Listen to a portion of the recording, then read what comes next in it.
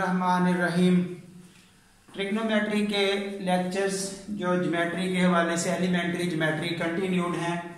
It is lecture number 13।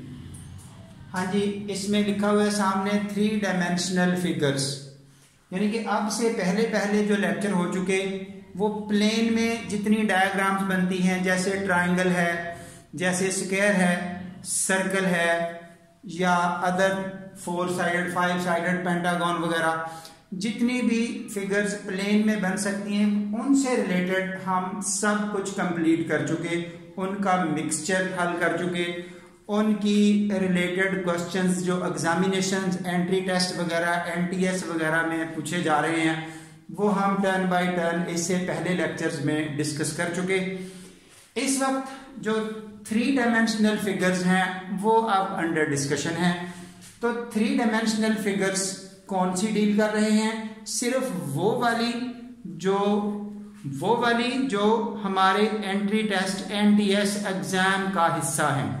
ये नहीं कि बस इतनी ही 3 डायमेंशंस वाली फिगर्स होती हैं, इससे ज्यादा और भी हैं, लेकिन ये हमारे पास रिलेटेड डाटा को कंटिन्यू करने के लिए जरूरत की चीजें हैं। तो इनके क्वेश्चंस क्या आएंगे, इनके एरियाज वॉल्यूम से रिलेटेड क्या क्या पूछा जाएगा, वो इससे कमिंग लेक्चर्स में है। फिलहाल ये बेसिक है कि इन डायग्राम से फेमिलियर हम हों, हमें ये पता हो कि किस डायग्राम में किस तरह की नेचर होती है, कौन सा हिडन इंफॉर्मेशन होता है। तो उस हवाले से सबसे पहले ये टर्म है क्यूब। क्यूब एक ऐसी फिगर का नाम है जिसकी लेंथ हो, विड्थ हो और हाइट हो, सब की सब एक जैसी हो। ये जैसे शो हो रही है, मैं साथ साथ एग्जांपल्स कोट कर रहा हूं, जैसा कि लूडो का डाइस होता है वो अब आपको समझ आ रही है। 1 से 6 तक उस पे पॉइंट्स होते हैं, उसकी लेंथ, विड्थ और हाइट हर तरफ को एक जैसी होती है, उसको क्यूब बोलते हैं।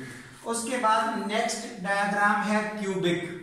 इसका मतलब क्यूब नहीं है बल्कि क्यूब जैसी है, क्यूब लाइक इसको बोलते हैं क्यूबिक।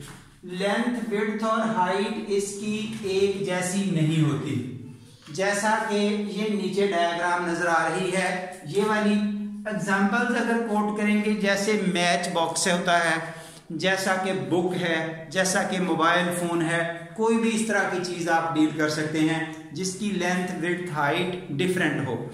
हाँ जी, एक नोट लिखा गया है, इस नोट में ये चीज कंफर्म कर रहे हैं कि लेंथ, विड्थ या हाइट तीनों में से कोई 2 एक जैसी भी हो सकती हैं। ये नहीं कि सब की सब लाजमी डिफरेंट होंगी, कोई 2 एक जैसी भी हो जाए, तीसरी डिफरेंट हो जाए, देन भी वो क्यूबिक ही होगी।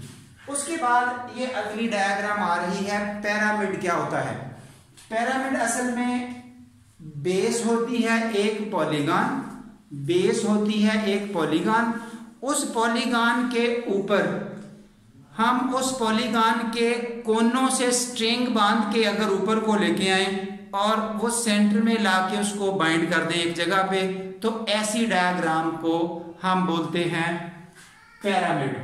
अब ये कितनी टाइप्स के हो सकते हैं पिरामिड्स, तो इस हवाले से आप देखिए, सबसे पहले बात हो रही है इस ट्रायंगुलर पिरामिड की। ये डेफिनेशन देखिए, ट्रायंगुलर पिरामिड। ये आपको अभी जो बात हुई कि बेस पर पॉलीगॉन होगी, बेस मींस जिस पर इसने यूं टिके होना है। तो पॉलीगॉन हम पहले डिस्कस कर चुके हैं ज्योमेट्री के लेक्चर्स में से, बेसिक्स में से, जिसकी यानी कि ट्राइंगल है 3 साइडों वाली फिगर, 4 साइडों वाली फिगर, क्वाड्रिलेटरल 5 साइडों वाली figure, pentagon, hexagon, so on. इस तरह इन जनरल पॉलीगॉन यानी कि 3 साइडों वाली जो फिगर है जिसको ट्राइंगल बोलते हैं, गॉन फैमिली के मुताबिक उसको ट्राइगॉन भी कह सकते हैं। ये देखिए, ये आपको बेस नजर आ रही है ट्राइंगल, ये कैसी होगी? ये जिस पर इसने टिके होना है। अब फिर देखिए, ग्राउंड पर आपको एक ट्राइंगल नजर आ रही है, ये प्लेन वाली फिगर होगी बेस। उसके बाद अभी बात हुई थी कि इनके कोनों से एक एक स्ट्रिंग बांधी जाएगी, इस कोने से स्ट्रिंग बांधी जाएगी, इससे, तो सेंटर में बाइंड कर दें। अब ये जो फिगर बनेगी इसको हम पिरामिड बोलते हैं। ये देखिए, पिरामिड की अगली प्रॉपर्टी क्या है? ग्राउंड पर आपको एक पॉलीगॉन मिलेगी, जो इसकी ये फेसेस बनती हैं इनको लेटरल फेस कहते हैं। ये साथ साथ इधर भी लिखा हुआ है लेटरल फेस। ये लेटरल फेस, इधर वाली लेटरल फेस, इधर वाली लेटरल फेस, ये 3 फेसेस नजर आ रही हैं। ये जिस कोने पे वो स्ट्रिंग बांधी जाती हैं उस कोने को, उस पॉइंट को एपेक्स बोलते हैं। ये टर्म लिखी गई है एपेक्स, ठीक है। ये जो डॉटेड लाइनें शो की हैं ये इधर आपको ऐसे नजर आ रही हैं, वो लाइनें उधर डायग्राम में वो डॉटेड शो हो रही हैं। जो ABC नजर आ रहा है वो ये ग्राउंड वाली फिगर है ABC। अब देखिए ये जो ऊपर लेटरल फेसेस हैं ये सब की सब ट्राइंगल्स होनी है हर पिरामिड में। ट्राइंगल्स होनी है हर पिरामिड में। जो लेटरल फेस है जिनको एपेक्स से अटैच किया गया है ये नीचे वाले वर्टिसेस होते हैं। अब टोटल एक बात का ख्याल रखिए, ये नोट साथ पढ़ लें अभी इसको साइड पे करने से पहले। There are n sided polygon. ये देखिए एक साइड, दूसरी साइड, तीसरी साइड, बेस पे 3 साइडों वाली पॉलीगॉन है। तो नंबर ऑफ वर्टिसेस, ये वर्टिसेस किस चीज का नाम है? ये कोनों का नाम है। n+1, 3+1 4 कैसे? 1 2 3, 3 तो उस ट्राइंगल के कोने हो गए जो बेस है, चौथा ये एपेक्स हो गया। इस तरह से ये n+1 इंक्लूडिंग एपेक्स। अब मैं नॉमेनक्लेचर की बात करने लगा हूं। इन पिरामिड्स के नाम कैसे बनते हैं? Due to base. Base triangle है, जो लेटरल फेस है वो हमेशा ट्राइंगल होनी है। जो बेस है वो ट्राइंगल है, इसलिए ट्राइंगुलर पिरामिड। अब आगे स्क्वायर पिरामिड की बात होने लगी है। ये देखिए बेस आपके पास स्क्वायर है, बेस स्क्वायर हो गया, उसकी डायग्राम ये है। अब देखिए उसके चारों कोनों से स्ट्रिंग बांधी गई और सेंटर ये हो गया एपेक्स। उस एपेक्स को काउंट किया गया। ये देखिए इधर ट्राइंगल, इधर ट्राइंगल, इधर ट्राइंगल और इधर, ये 4 ट्राइंगल्स बन रही हैं। यानी कि जो लेटरल फेसेस हैं वो आपको ट्राइंगल्स ही नजर आ रही हैं। जो बेस है वो स्क्वायर है। अब बेस ऐसे टिकी हुई है। इसका नाम स्क्वायर पिरामिड कैसे बना? उस बेस की वजह से। इसी तरह ये अगर बेस रेक्टेंगल हो जाती, ऐसे ही इसको थोड़ा सा एक साइड को बढ़ा देते, फिर यही काम होता तो उसको रेक्टेंगुलर पिरामिड नाम देते। ये दोनों एक ही फैमिली बनती है, रेक्टेंगुलर पिरामिड। ये एक पेंटागोनल पिरामिड शो किया है। अब देखिए जैसे ये बेस स्क्वायर है, अगर ये 5 साइडें बना दी जाती बेस में तो वो पेंटागन होती, जिसको पॉलीगॉन 5 साइडेड फिगर बोलते। उसके इसी तरह 5 ट्राइंगल्स बनती साइडों पे, जैसे ये ट्राइंगल्स नजर आ रही हैं। नाम किस वजह से बना? इस बेस की वजह से। वो पेंटागोनल पिरामिड हो गया क्योंकि उसकी बेस पेंटागोनल है। इसी तरह हेक्सागोनल पिरामिड, सो ऑन, काम चलता जाएगा।